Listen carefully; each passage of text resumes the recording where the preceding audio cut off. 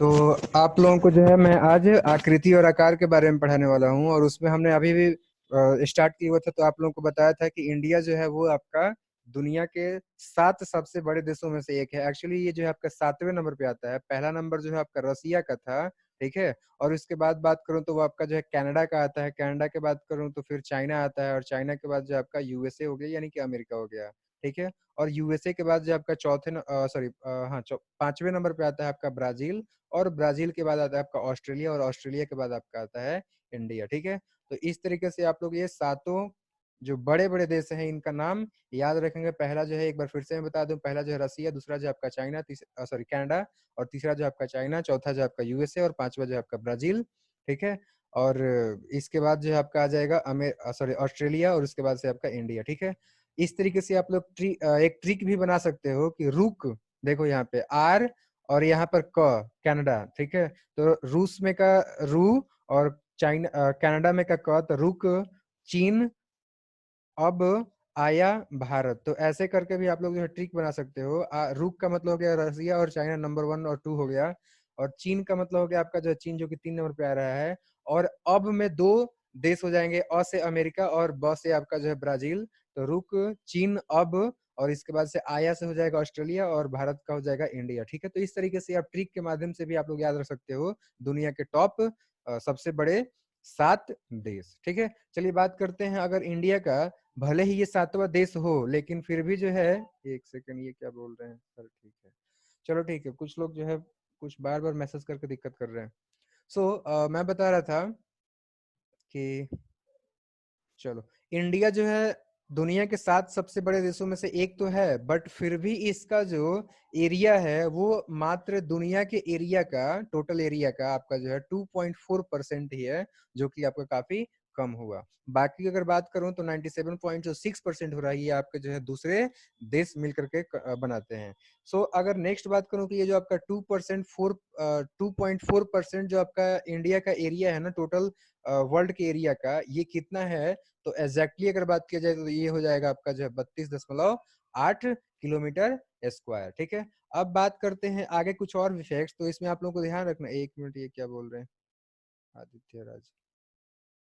चलो, तो बात करूं अगर मैं दक्षिणी भाग का, तो जो आपका ये दक्षिणी भाग है ना, ये आपका भी के जैसा है। अंग्रेजी का जो अल्फाबेट होता है ना, भी, उसके जैसा है हमारे भारत का दक्षिणी हिस्सा, जो कि आप लोग इस मैप में देख सकते हो। देखो यहाँ पे मैं ड्रॉ कर दे रहा हूँ। ये आपको किस प्रकार का दिख रहा है? ये जो है आपका एक भी के शेप का जो है आपको दिखाई दे रहा है, जिसका कि अगर सबसे नीचे का हिस्सा बात किया जाए तो वो अंत में जा करके एक जो है आपका पॉइंट बन जाता है, एक जो आपका छोटा सा प्लेस बन जाता है, जो कि आपका तीनों तरफ से पानी से घिरा रहता है। देखो, इधर पश्चिम में अगर बात करूं तो इधर भी पानी, अगर हम लोग बात करेंगे पूरब में तो इधर भी पानी, अगर हम लोग बात करेंगे दक्षिण में तो इधर भी पानी। तो इस तरीके से तीनों तरफ से ये पानी से घिरा हुआ है, तो ये एक अंतरीप बन रहा है, ठीक है।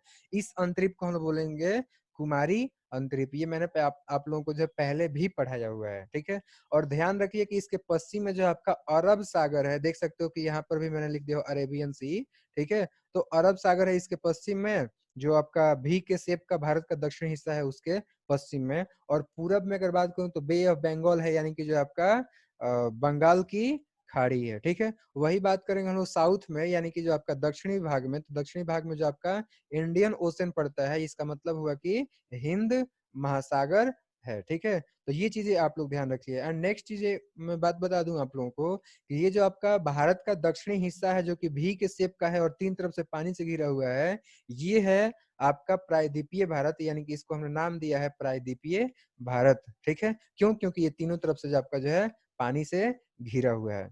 नेक्स्ट अगर मैं बात करूं तो इसका जो बीच का हिस्सा है, ये तो आपने जान लिया दक्षिणी हिस्सा। अब बात करते हैं अगर हम लोग बीच का हिस्सा, तो ये जो आपका चौड़ा है, देख सकते हो ना यहाँ पे, देखो ये जो आपका बीच का हिस्सा है, इतना वाला भाग, तो आप लोग क्या देख रहे हो यहाँ पर? देख रहे हो कि ये आपका जो है चौड़ा है, ठीक है। चलो, वही बात करेंगे हम लोग उत्तर दिशा में। तो उत्तर दिशा में अगर जाएंगे तो ये जो आपका घटते जाएगा। और अंत में जाकर के क्या होता है ना, कि जिस तरीके से किसी भी आदमी के शरीर में उसका सिर होता है, हेड होता है, उसी के जैसा जो आपका भारत का भी उत्तरी हिस्सा आदमी के शरीर में सिर के जैसा है, ठीक है। तो उम्मीद करता हूं कि भारत का आकृति कैसा है ये आपको समझ में आ गया है। अब हम लोग बात करते हैं, एक मिनट, हाँ, अब हम लोग बात करते हैं अक्षांशीय और देशांतरीय जो विस्तार है उसका प्रभाव हमारे दैनिक जीवन पे कैसे पड़ता है। हमारे दैनिक जीवन में यानी कि जो आपका क्लाइमेटिक कंडीशन होता है, जैसे कि टेम्परेचर हो गया, जैसे कि आपका मौसम हो गया, जैसे कि आपका समय हो गया, तो इन सभी पर क्या-क्या प्रभाव पड़ता है अक्षांश और देशांतरीय विस्तारों का, ठीक है? अक्षांशीय और देशांतरीय विस्तारों का। तो देखो पहला हमें ध्यान रखना है फैक्ट, और वो ये है कि अक्षांश जैसे-जैसे बढ़ता जाता है ना, मतलब अक्षांशीय विस्तार जैसे-जैसे बढ़ता जाता है, वैसे-वैसे टेम्परेचर जो है आपका वो घटते जाता है। इसका कारण क्या है? तो ये भी आप लोग समझिए। देखो, यहाँ पर मैंने ये जो पीला कलर से दिखाया है, ये आपका जो सूर्य है और ये मान लो कि पृथ्वी है। अब क्या होता है कि जो इक्वेटर है, यानी कि जो आपका पृथ्वी का बीच का जो आपका रेखा है ना, जिसको कि हम लोग इक्वेटर नाम दिए हुए हैं, काल्पनिक रेखा, तो यहाँ पर जो प्रकाश पड़ता है वो सीधा पड़ता है, और सीधा पड़ता है तो कम डिस्टेंस ट्रेवल करता है, और कम डिस्टेंस ट्रेवल करता है तो ज्यादा मात्रा में आपका जो है हीट एनर्जी पृथ्वी पर पड़ता है, तो वहां पर टेम्परेचर हाई रहेगा। तो मिडिल रेंज में क्या है, टेम्परेचर काफी ज्यादा हाई है। अब बात करते हैं वही लाइट जब आपका जो है इक्वेटर से दूर की तरफ में पड़ता है, यानी कि पोल की तरफ में पड़ता है, तो यहाँ पर क्या होगा, यहाँ पर तिरछा पड़ेगा, और तिरछा पड़ेगा तो ज्यादा डिस्टेंस ट्रेवल करेगा, और जब ज्यादा डिस्टेंस ट्रेवल करेगा तो फिर क्या होगा कि वहां तक पहुंचते पहुंचते कुछ आपका जो है हीट एनर्जी रास्ते में ही रह जाएगा, यानी कि कम हीट एनर्जी पहुंचेगा और यहाँ पर टेम्परेचर कम होगा। ठीक है, तो यहाँ पर आप लोग क्या देख रहे हो कि देखो यहाँ ये जो आपका इक्वेटर है, यहाँ से जैसे जैसे आपका जो अक्षांशीय विस्तार बढ़ते जा रहा है, यानी कि आपका जो है अक्षांश का जो वैल्यू है वो 0 डिग्री से बढ़ते हुए आपका जो है 90 डिग्री तरफ में बढ़ रहा है, जैसे जैसे, तो वैसे वैसे आपका टेम्परेचर जो है आपका वो घटते जा रहा है। तो अक्षांश बढ़ रहा है तो टेम्परेचर घट रहा है। इसका कारण मैंने आप लोगों को जो है इस स्कीमेटिक डायग्राम के जरिए आप लोगों को समझा दिया है। उम्मीद करता हूं कि आपको समझ में आ गया है। ठीक है, यही कारण है कि जो आपका केरल और तमिलनाडु राज्य है ना, यहाँ पर टेम्परेचर ज्यादा है। क्यों ज्यादा है? क्योंकि यहाँ पर आप लोग जो है, जैसे मान लो कि ये जो मैं आपने ड्रॉ किया हूं ना यहाँ पे राइट साइड में, तो वो समझ लो कि आपका इक्वेटर है। इक्वेटर से नजदीक में आपका जो राज्य है वो कौन सा है? वो है आपका केरल। और कौन सा है? और जो है आपका है तमिलनाडु। तो यहाँ पर टेम्परेचर क्या होगा? यहाँ पर टेम्परेचर काफी ज्यादा हाई होगा। जबकि हम लोग बात करेंगे जम्मू कश्मीर में, तो जम्मू कश्मीर में जो है आपका टेम्परेचर कम होगा। ठीक है, तो ये चीजें हैं।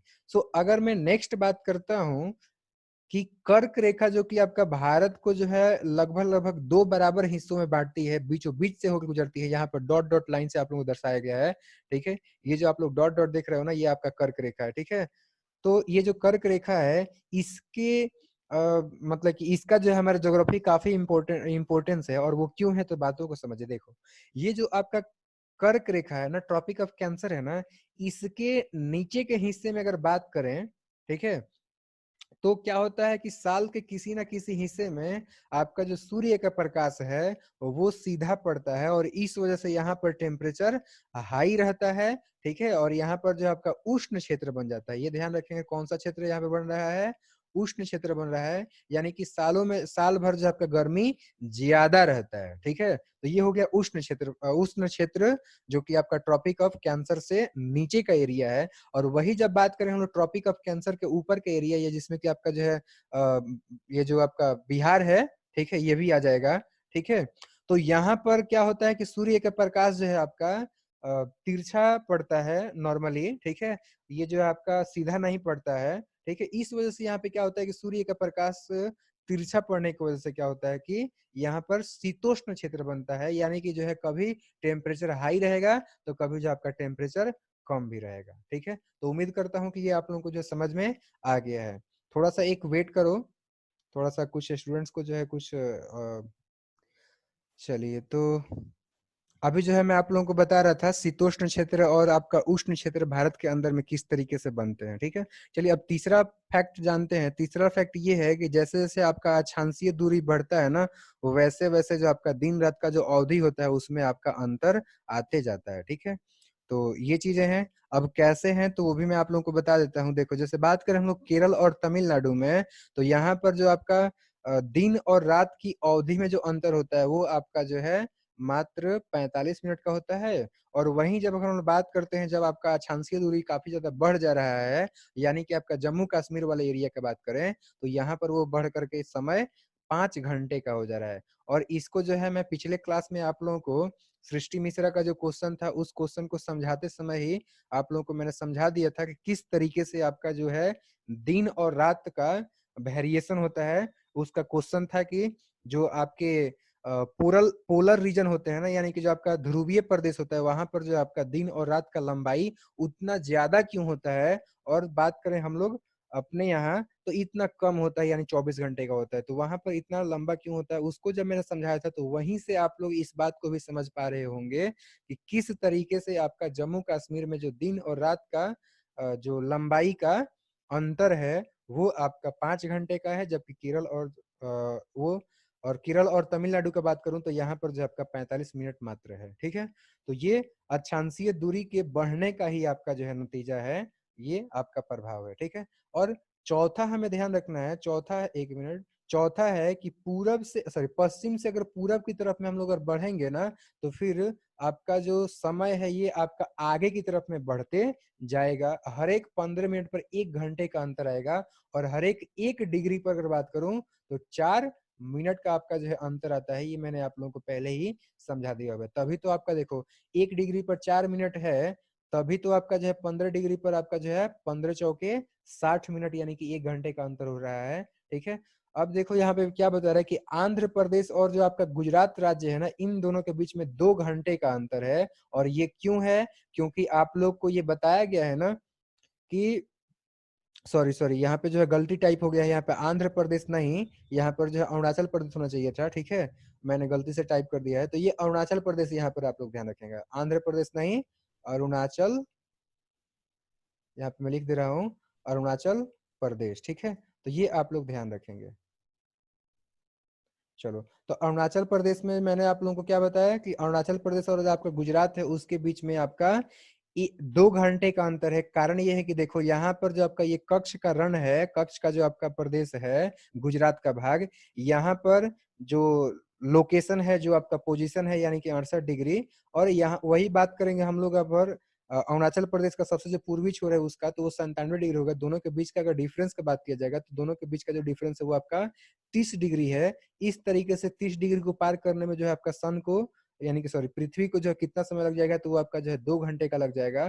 तो ये जो आपका पूरब वाला भाग है, यहाँ पर जो आपका अभी अगर प्रकाश पड़ रहा है तो 2 घंटे बाद प्रकाश पड़ेगा गुजरात में। तो इस तरीके से दोनों के बीच का जो डिफरेंस है वो आपका जो है 2 घंटे का होगा, यानी कि आपका 2 घंटे पहले सुबह होगा, यानी कि जो आपका सूर्योदय होगा अरुणाचल प्रदेश में, और 2 घंटे बाद होगा आपका जो है गुजरात में। सेम उसी प्रकार से सूर्योदय का भी बात करूं तो सबसे पहले सूर्योदय होगा, आप सॉरी सूर्यास्त होगा सबसे पहले, सनसेट होगा सबसे पहले अरुणाचल प्रदेश में, और सबसे लास्ट में होगा आपका जो है गुजरात में और दिल्ली में जो आपका बीच में पाया जाएगा। ठीक है, तो उम्मीद है कि ये आप लोगों को जो है आकार और आकृति समझ में आ गया होगा, और ये भी समझ में आ गया होगा कि अक्षांशीय और जो देशांतरीय विस्तार है उसका हमारे भारत के ऊपर, मतलब भारत के जो अलग अलग इलाका है, क्षेत्र है, वहां पर क्या प्रभाव पड़ता है। ठीक है, तो ये था आज का क्लास, और अगले क्लास में हम लोग जानेंगे भारत और विश्व के बारे में और उसके पड़ोसी देश के बारे में, और सार्क क्या है और उसका गठन क्यों हुआ और कब हुआ,